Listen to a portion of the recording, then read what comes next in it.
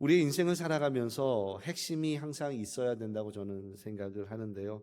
꼭 어떤 사건뿐만 아니라 우리가 공부를 하는데도 자신의 그 핵심이 무엇인지를 잘 알아야 공부하는 그 공부의 내용들이 또 공부하는 것들이 조금 더 발전할 수 있지 않을까 생각이 드는데요. 기업을 할 때도 핵심이 항상 있습니다. 어떤 한 그룹이 처음 출발할 때는 처음부터 그 여러 계열을 갖는 것이 아니라 한 가지 사업을 통해서 조금씩 확장이 되어 나가게 되죠. 그래서 핵심 사업을 붙잡는 것이 참 중요하다라는 생각이 들기도 하죠. 역사에도 마찬가지 그렇습니다. 알렉산더 대왕이 4년도 안 되는 짧은 기간에 올림포스로부터 시작해서 약 4천 마일이 넘는 그 거리까지 광활한 영토를 정복하게 됩니다. 하지만 알렉산더 대왕이 죽은 후에 얼마 되지 않아 나라가 네 개로 쪼개지게 되죠. 역사학자들은 그 이유 중에 한 가지를 꼽는다면 핵심으로부터 너무 먼 거리까지 벌어졌다라는 겁니다. 통치를 할 수가 없었다라는 거죠. 우리의 신앙도 핵심이 참으로 중요합니다. 그 중심을 잘 붙잡아야 되는데 그것을 잘 붙잡지 못하면 우리의 신앙도 무너질 수 있다라는 것이고 때로는 그것으로 인하여 어려워질 수 있다라는 겁니다. 교회의 핵심은 과연 무엇일까요? 우리의 신앙생활이 핵심이라고 한다면 먼저는 우리들이 먼저 복음으로 말미암아 제자가 되는 것이겠고, 교회의 핵심이라고 말한다면 교회는 궁극적으로는 제자를 파송하는 데까지 나가야 되는 것이 핵심이라고 할 수 있습니다. 왜냐하면 이 일이 바로 주님의 최대의 관심사이기 때문에 그렇습니다. 사도행전 1장 8절 말씀 혹시 암송하고 계시나요? 오직 성령이 너희에게 임하시면, 우리 같이 한번 외우셔도 좋고 읽으셔도 좋습니다만 같이 한번 읽어보겠습니다. 시작. 오직 성령이 너희에게 임하시면 너희가 권능을 받고 예루살렘과 온 유대와 사마리아와 땅끝까지 이르러 내 증인이 되리라. 오늘 우리가 함께 읽었던 마태복음 28장과 함께 예수님의 대위임 명령이라고 하여 짝을 이루는 말씀이 바로 이 말씀인 겁니다. 예수님께서 마지막에 우리에게 주셨던 사명, 이것은 우리의 직분과는 관계없이 신앙생활의 그 연륜과는 관계없이 모든 성도와 모든 믿는 자가 해야 되는 일은 땅끝까지 이르러 증인이 되는 것입니다. 그렇다면 왜 이렇게 말씀하셨을까? 바로 주님께서도 이 일을 위하여 이 땅에 오셨기 때문입니다. 마가복음 1장 38절 말씀 같이 한번 읽어보겠습니다. 시작. 이르시되 우리가 다른 가까운 마을로 가자. 거기서도 전도하리니 내가 이를 위하여 왔노라 하시고, 주님의 목적도 바로 이 일이고요. 또한 우리를 부르신 일도 역시 마찬가지입니다. 마가복음 1장 17절 말씀인데요. 같이 한번 읽어보겠습니다. 예수께서 이르시되 나를 따라오라. 내가 너희로 사람을 낚는 어부가 되게 하리라 하시니, 주님께서 오신 목적도 이것이고 또한 우리를 부르신 이유도 이것이며, 그리고 마지막에 우리에게 부탁하신 일도 바로 이 일입니다. 우리가 이 사명을 놓치고 살아간다면 어쩌면 우리는 그 본질과 핵심을 놓치는 것이다 라고 할 수 있을 것 같습니다. 오늘날의 시대, 상대주의 시대, 그리고 또한 포스트 모더니즘, 다원주의 시대, 이렇게 세상을 이야기합니다. 너도 옳고 나도 옳고, 원래 그 진리라고 하는 것을 그 진리가 아니라 이것도 진리가 될 수 있고 저것도 진리가 될 수 있다라고 하는 이 시대 속에서, 우리가 이 시대 속에서 휘말려 버린다면 우리의 진리, 우리의 핵심을 놓칠 수가 있는 겁니다. 병원은 병을 고치는 것이 핵심입니다. 군대는 적을 맞고 보호를 하는 것이 핵심이겠죠. 학교는 가르치는 것이 핵심입니다. 그러면 교회가 가진 핵심이라고 하는 것은 바로 제자를 삼고 파송하는 것이 핵심이라는 겁니다. 그러므로 말미암아 사람을 구원하고 또한 구원의 방주 안으로 들어와 하나님의 나라를 이루며 구원받은 백성으로 살아갈 수 있게 하는 그 일은 교회만이 할 수 있는 일입니다. 세상의 그 어떤 조직도 단체도 할 수 없는 일인 겁니다. 바로 교회만이 가진 핵심이요 반드시 붙들어야 되는 일입니다. 바로 이 일로 말미암아 세상을 변화시켜 가고 또한 그 세상을 변화시킬 수 있는 사람을, 하나님의 사람을 세우는 일이 교회가 하는 가장 핵심에 되는 사역이라고 할 수 있습니다. 사랑하는 우리 성도 여러분, 이 일은 저와 여러분만이 할 수 있는 일입니다. 이 일로 말미암아 이 땅 위에 하나님의 나라를 세우는 것입니다. 그래서 우리가 하는 이 일은 이 땅에 가장 큰 선물을 이 땅에 베푸는 것이라고 할 수 있습니다. 저와 여러분 그 사역에, 그 일에 함께 동참하시기를 간절히 소망합니다. 우리 옆 사람과 인사하겠습니다. 우리 함께 합시다. 올해는 합시다. 이번만큼은 반드시 해냅시다. 어려우신가요? 우리가 복음을 전하고 또한 교회가 세상 제자를 파송하는 이 일에 저와 여러분 함께 하시기를 간절히 소망합니다. 그런데 이 일, 오늘 본문의 말씀을 본다면 먼저 가서 제자를 삼으라 이렇게 이야기를 합니다. 제자를 삼다가 메인 핵심 동사고요.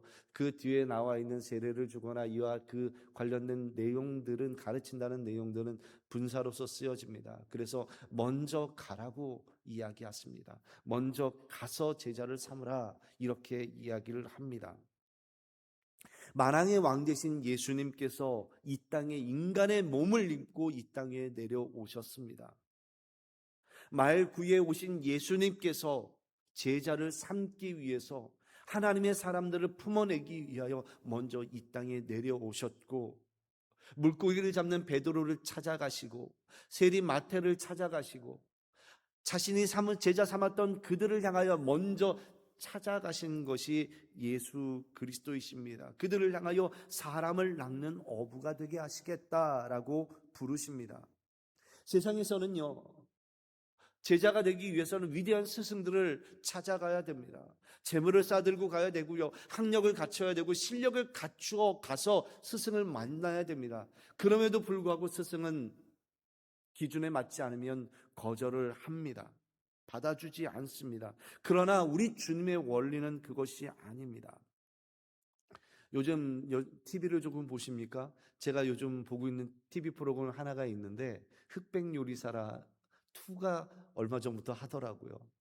뭐 혹시 보신 분들 계시죠? 뭐 1도 보신 분들 계시고 2도 이제 보고 있는데, 거기에 나오는 그 흑백 요리, 이제 흙의 위치에 있는 요리사들의 모습을 보면 자수성가를 한 사람이거나, 그러니까 스스로 요리를 막 익혀서 훈련해서 배운 사람이거나, 아니면 어디 누군가를 찾아가서 그 요리를 배워온 사람들입니다. 아직까지는 크게 자리 잡지 못한 사람들로 구성되어져 있는 것 같습니다.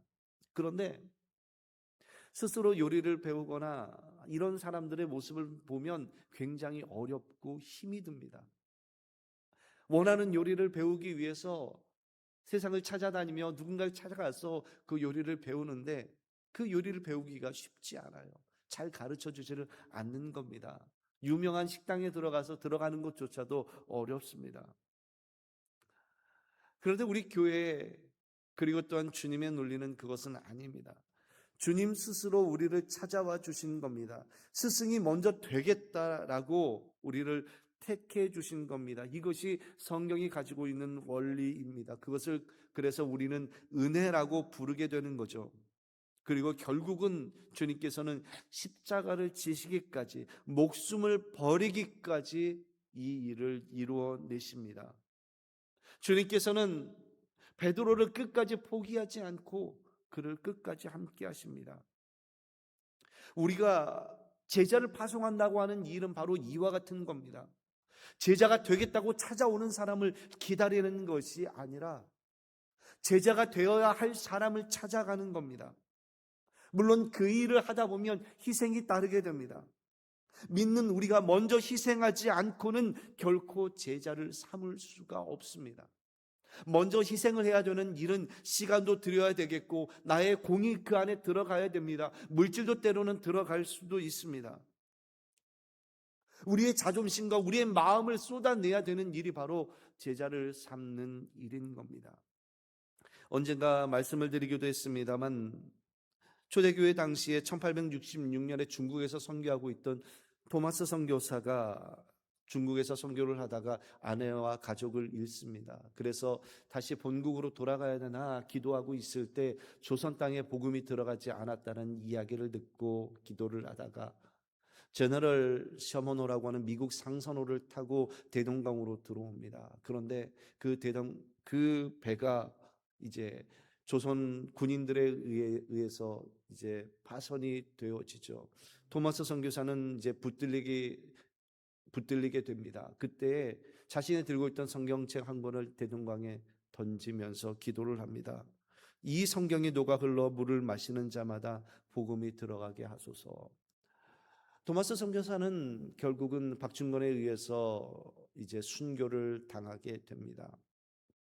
하지만 던져진 그 성경책 한 권을 들었던 최치량이라는 어린 아이는 그 성경책을 가져다가 집에 이제 벽지로 바르게 되고 그 벽지를 보다가 이제 박충건도 목을 뱉던 박충건도 예수를 믿게 되고 제너럴 셔먼호를 침몰시켰던 박 교수도 역시 예수를 믿게 되고 그 성경책을 받아들였던 최치량도 예수를 믿게 됩니다. 초대교회, 한국 초대교회의 터전이 되는 사람들이 바로 이 한 사람에 의해서 아무것도 안 한 것 같은 이 한 사람의 선교사에 의해서 터전이 마련이 되어집니다. 평양 선교에 있어서 밑거름이 되어지는 겁니다. 그런데 이 일은 기독교 교회사에 나오는 이야기일 뿐만 아니라 바로 저와 여러분의 이야기이기도 합니다. 여러분은 어떻게 이 자리까지 나오셨습니까? 어떻게 복음을 받아들이셨습니까? 나보다 먼저 믿었던 누군가에 의해서, 누군가의 권유와 헌신과 그분의 노력에 의해서 여러분 이 자리까지 나오신 것 아닙니까? 여러분이 처음 복음을 받아들인 그 계기를 한번 살펴보십시오. 부모에 의해서 예수를 믿게 된 경우도 있을 것이고 형제와 자매들에 의해서 예수를 믿게 된 경우도 있을 겁니다. 남편과 아내에 의해서 복음을 받아들이신 분들도 있을 겁니다. 누군가 내 이웃, 나와 함께하는 사람의 손에 권유와 그분에 이끌려서 이 자리까지 나오신 것 아닙니까? 그리고 여러분들이 먼저 제자가 되셨잖아요. 누군가의 희생에 의해서 저와 여러분은 이 자리까지 나오신 거란 말입니다. 저 먼 곳에 기록되어진 그런 기록의 역사가 아니라 저와 여러분의 기록의 역사도 역시 동일합니다. 사랑하는 성도 여러분, 복음을 전하고 제자를 삼아 파송하기 위해서는 교회가 헌신해야 되고 그 안에 있는 성도들이 헌신되어져야만 파송을 할 수 있는 겁니다. 그리고 그 파송의 역사가 일어나야만 교회는 주님 앞에서, 하나님 앞에서 온전히 세워질 수가 있게 되는 겁니다. 오늘 본문 속에서는 세례를 주어 제자를 삼으라고 말합니다.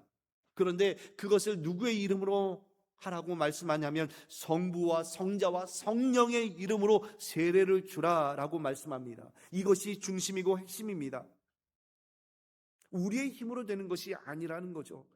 사람을 변화시키는 일이 여러분 우리의 능력으로 되는 줄 아십니까? 그렇지 않습니다. 여러분이 변화되는 그 사건 속에서는 복음을 전하여 주는 그 전하는 사람이 있는가 하면 그와 함께 하시는 하나님의 역사와 하나님의 일하심이 있었다라는 겁니다. 보다 면밀하게는 성령님의 역사가, 성령님의 일하심이 그 안에 함께하고 있었다라는 거죠. 우리가 아까 읽었던 사도행전 1장 8절 말씀, 그리고 그 이후에 나와 있는 모든 내용들을 바라보면 성령님께서 역사하고 일하시는 내용이 그 안에 속속들이 들어가 있습니다. 그래서 사도행전이 아니라 성령행전이다라고 부르시는 분들도 있습니다. 인간의 노력으로 되는 것이 아니라는 것이죠. 우리의 힘이 아니라 하나님께서 주시는 그 능력으로 말미암아 복음 전하는 일을 이룰 수가 있는 겁니다. 그러면 오늘 본문 속에서 이 사역을 감당할 수 있도록 주님께서 약속해 주시는 것이 있는데, 우리 말씀 한번 다시 한번 더 보았으면 좋겠습니다. 마태복음 28장 말씀 한번 다시 한번 더 띄워 주시기를 바랍니다.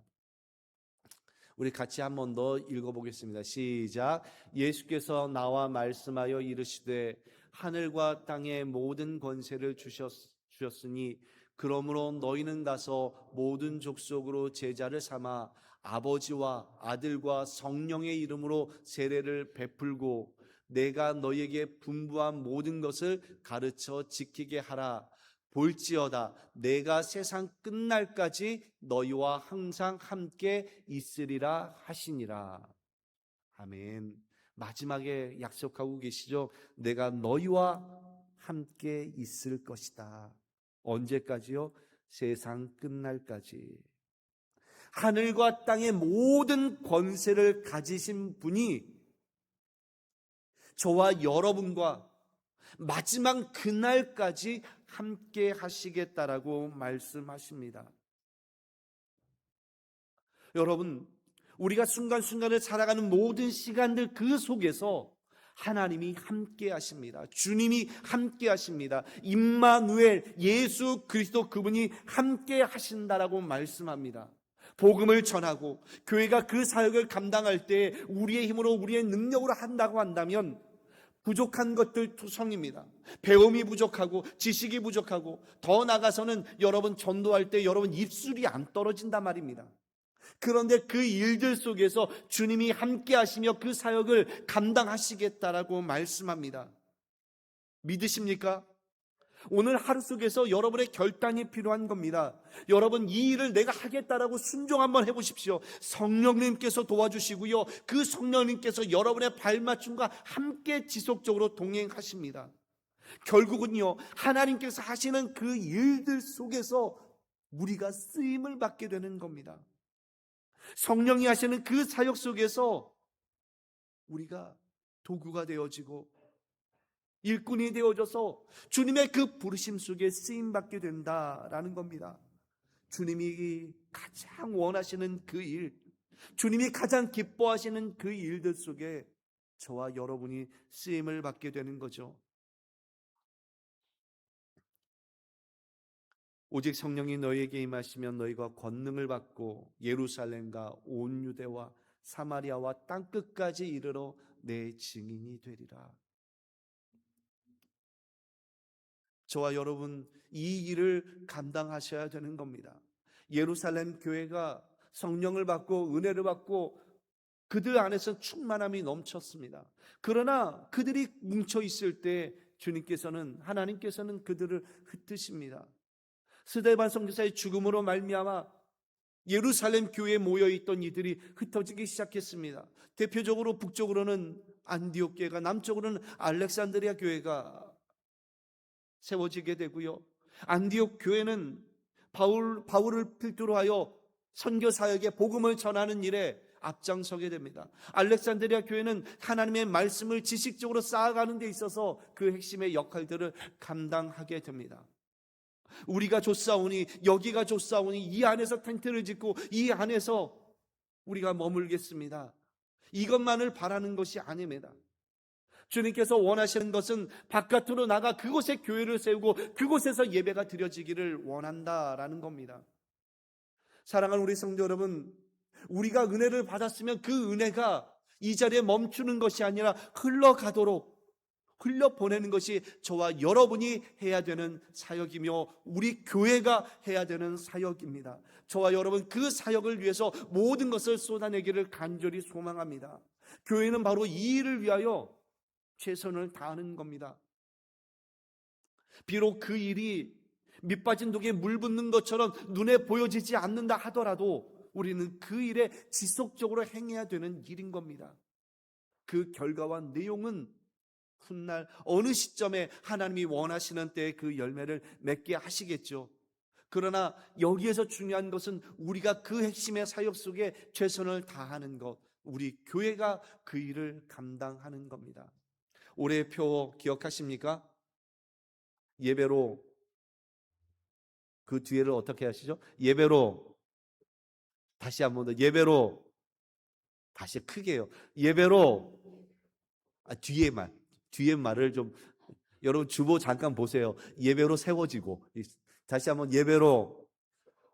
아, 죄송합니다. 다시 한번 더. 예배로 말씀으로 제자를 파송하는 교회.